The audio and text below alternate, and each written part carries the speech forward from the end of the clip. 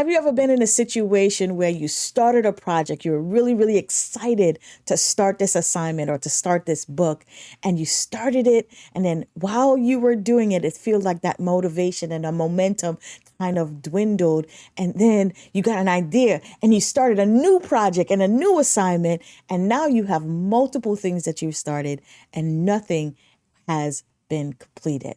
Yes. I've been there, and I'm going to share with you 4 keys that you can implement today to finish what you started. If you're new to my channel, welcome. If you're not new, welcome back. My name is Coach Malene, and I love to share tips, tools, and strategies on how you can transform your life from ordinary to exceptional using biblical principles. So if you're into that, stay locked in. Don't forget to like, share this video if you feel like this has brought value to your life. All right, so let's get into it today. I started a project called the 40-Day Breakthrough into Abundance. And in the middle of this project, life happened and 2 months passed. And now I am starting where I left off to complete the assignment of this 40 days of breakthrough into abundance. And so I know what that feels like. I know the disappointment and the shame sometimes of not completing what you started, not holding your word and holding fast to what you said you're going to complete. I get it. So I'm going to share with you 4 keys that you can implement today for you to start the process of completion and finishing what you started. You see, it is important for you to complete because every single time you keep your word to yourself, you build your self-confidence. Every single time you finish a task, you finish a book, you finish an assignment, you are empowering yourself for the next assignment and for the next project. And so when you find yourself in a slump and you find yourself not motivated, you got to go back sometimes and figure out, man, what did I say that I was going to do and I didn't do? What did I commit to doing and I didn't follow through? And so I want to share a scripture with you that really just encouraged me, and it just lit a fire inside of me to push forward in completing what I said I was going to do this year. Galatians 6:4-5 in the New Living Translation says this: pay careful attention to your own work, for then you will get the satisfaction of a job well done, and you won't need to compare yourself to anyone else, for we are each responsible for our own conduct. Man, think about that. In that scripture, the writer is telling us, he's saying to us, listen, pay attention to what you're doing. Pay attention to your work. Give it your all. Put your heart in it. Why? Because at the end, when you complete the task, you're going to take the joy, the internal reward of a job well done. You're going to be satisfied and fulfilled within because you completed that task. As a matter of fact, if you look at the creation and when God was creating the heavens and earth, he took some time after he created the first day, the second day, the third day. He looked at it and he was like, man, it was good. You know what I mean? He admired, he appreciated, he saw the value of what he created. We've got to do the same thing. When we complete a task, when we do the work and put in the work, we got to take a look at it and be like, man, that's dope. That's fire.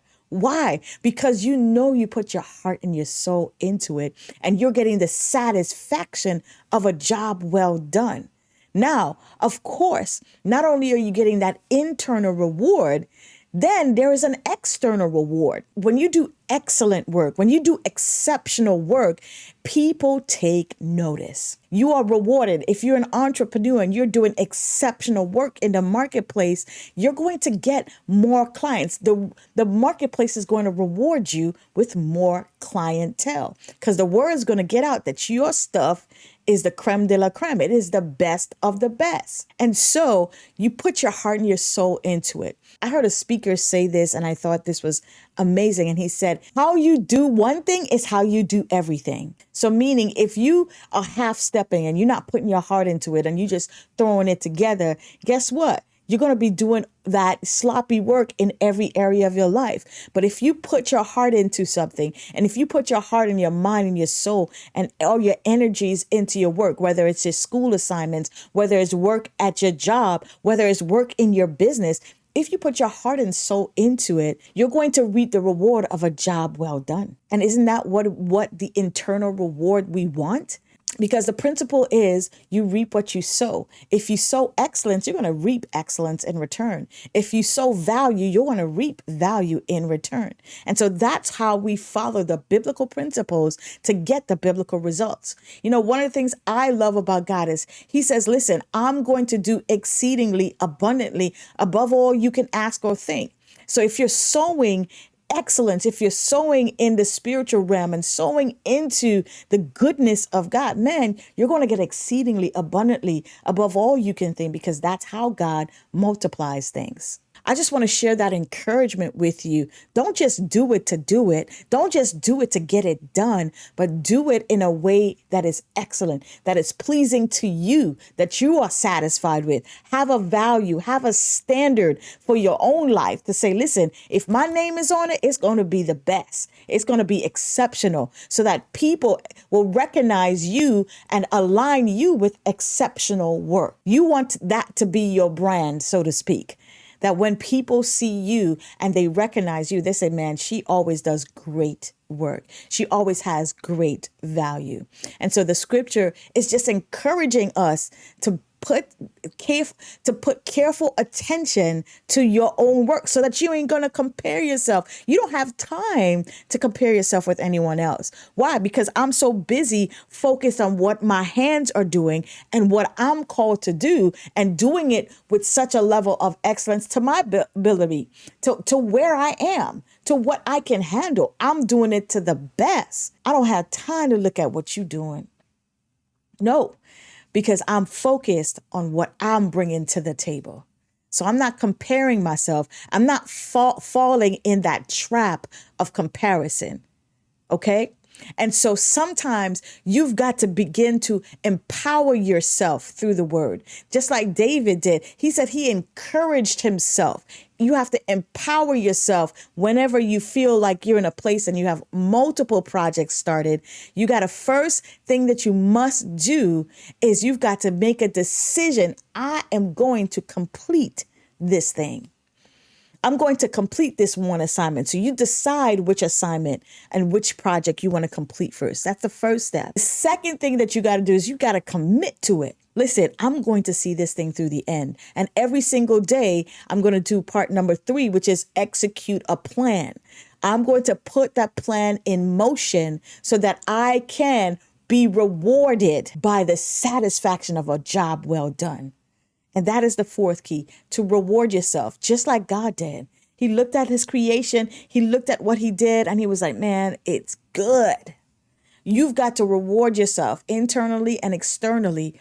Reward yourself with a job well done. Why? Because at the end of the day, when it's all said and done, you want your work to outlive you. You want your excellence to be known, right? You want people to recognize you by the excellent value that you bring to the earth, whether it's in your relationships, whether it's emotionally, whether it is value in tangible products and services. You want to be known to be excellent. God, everything that God produces is good. That's his brand. That is his MO. That's his memorandum apparatus. That's how he operates, in the place of goodness, in the place of excellence. And so if we were created in the image and the likeness of God, then we have the same capacity to do what is good, to do what is excellent, to do what is exceptional. And so God's not telling you to do something that you don't have the capacity to do. You have it. You've just got to believe in it and walk that thing out. So the 4 keys for you to finish what you started is to first decide which assignment that you want to complete. The second is to commit, meaning there is nothing else. I'm not looking at anything else but this one thing that I'm going to do, and I'm going to work on it daily. That's the third part, which is execute. I'm going to work on it daily until I complete it. And then the fourth thing is to reward yourself. Reward yourself with a job well done, having the satisfaction of a job well done. Reward yourself physically if you have to, based on the assignment that you have to get done, based on what you need to finish. One of the things that I've made a decision to do is I am going to finish a book that I started before the end of this year. And yes, there's a limited time left. However, I'm determined, and I know when I set my heart and my mind to do thing, it is already done. And not only I'm going to get it done, I'm going to put my heart and my soul in it, and it's going to be done in excellence, and it's going to transform lives, because everything about my life is for transformation. Now, you need to sit and decide, what do you want your legacy to be? What do you want to be known for? Sit, make that decision, and then go forth and dominate the way that God has designed you to dominate. And when you do, I'm telling you, we're going to enjoy the fruit of our labor. I hope this message bless you. If it did, do me a favor and click share and share it with a few of your friends. Don't forget to like and subscribe to this channel for more content that will inspire, that will encourage and educate you on how to transform your life from ordinary to exceptional. Thanks for watching, and I will see you in day 24 of my 40 days of breakthrough into abundance next.